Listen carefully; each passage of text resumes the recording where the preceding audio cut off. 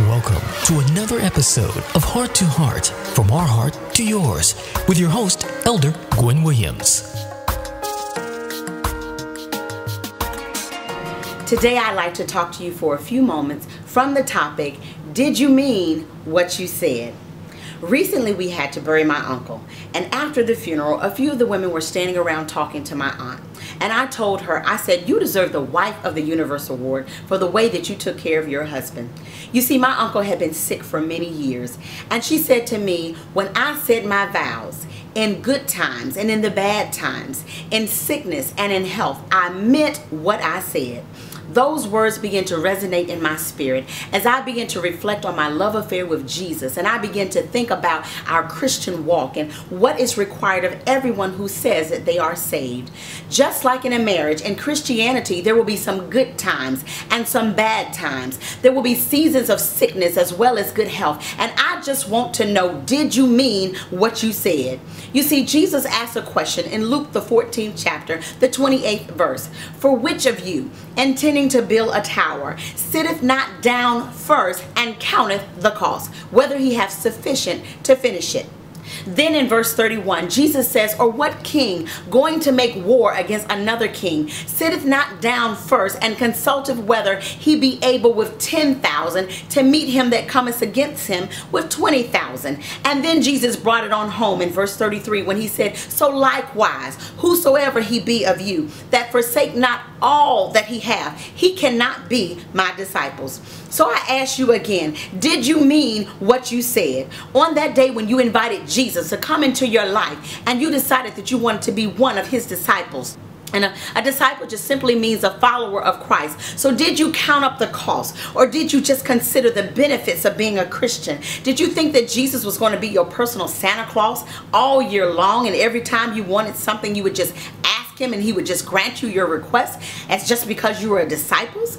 Did you think that because you decided to be a disciples that life would just be peaches and cream and every day was going to be full of joy and happiness? No, baby. It's more to becoming a Christian than just enjoying all of the benefits that come along with being a joint heir with Jesus, but you are also a joint heir in the suffering. For if we want to reign with him, we must also suffer with him. Did you mean what you said?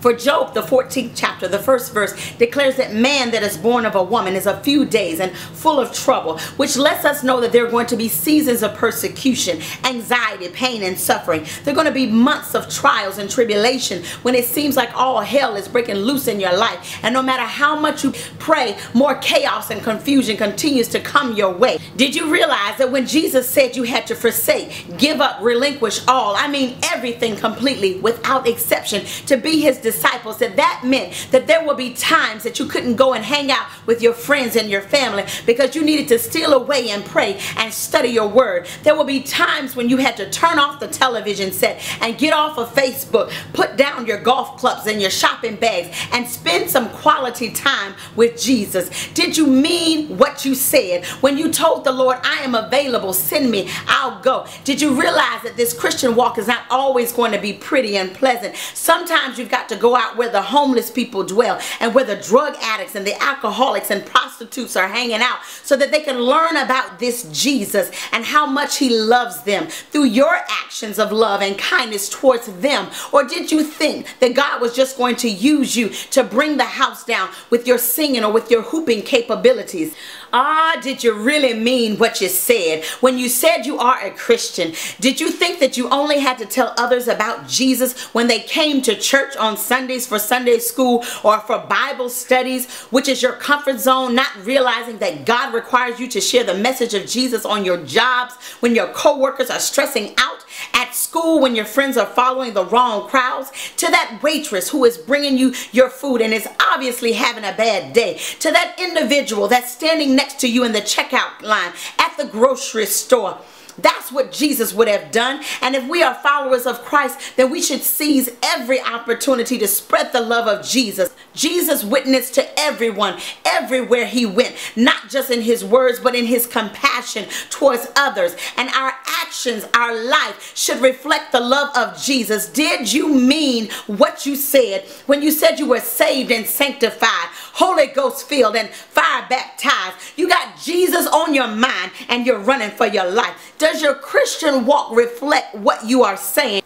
Can your children see the love of Jesus in you, or do they hear you praising God on Sundays and cussing them out on Tuesday? Does your unsaved spouse see Jesus in you, or do they see you acting the same way that they're acting, and that's why they don't want any part of your Jesus? Is there a difference between you and your friends, or do you live just like the unsaved folk live? I just want to know, did you mean what you said? Listen, baby, Jesus needs you to mean what you say, but there are people watching you because they are searching for something different. They're looking for a real Christian that they can strive to be like. In this life, we all need role models and mentors, and somebody is looking to you to be that mentor that they can look up to help them to fulfill their assignment. But can they depend on you to mean what you say? Can God count on you to mean what you said? Or will you bail out on God when times get rough and things don't go your way? God admonishes us to count up the cost to be a Christian. Did you mean what you said? Until next time, I'm Elder Gwen Williams, and this has been another episode of Heart to Heart. Thank you for joining us for another powerful episode of Heart to Heart, from our heart to yours. If this episode has been a blessing to you, we'd like to hear from you. Send your emails to heart@gwenwilliams.org. That's heart@gwenwilliams.org. Until the next time, may the blessings of the Lord make you rich and add no sorrow to it.